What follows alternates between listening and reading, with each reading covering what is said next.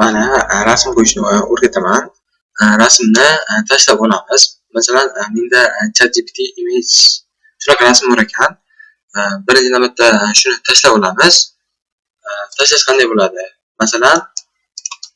Masalan, biror bir fayldan, ya'ni yuklab olgan fayllarni downloaddan masalan menda qaysi bor?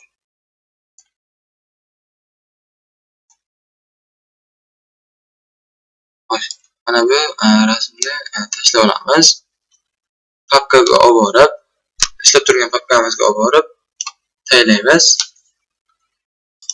Endi papkani ochib qarasak, mana shu yerda ikkita fayl turibdi, boya bitta edi. Xo'sh, buni qo'yish uchun fayl o'sha rasm nomini yoziladi.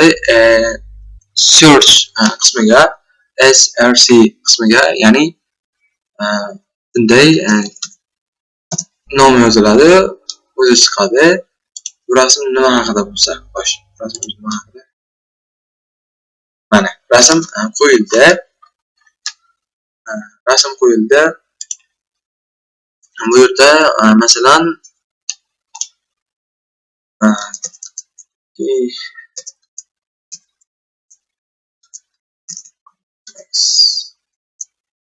ga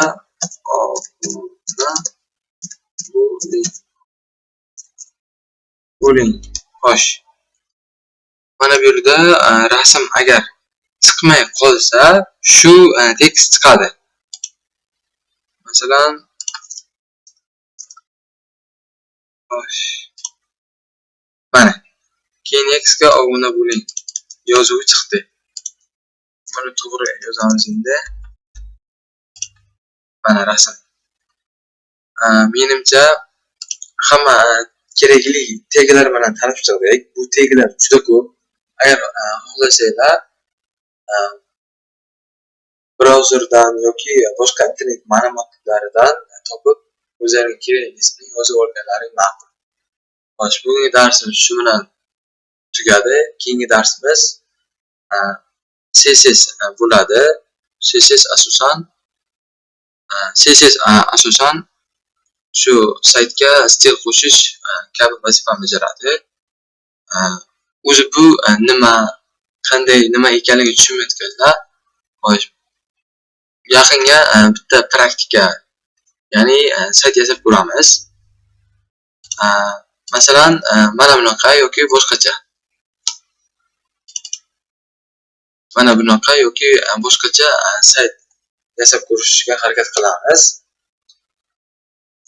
Shu bilan obuna qo'yishni unutmaymiz. Darsimiz tugadi.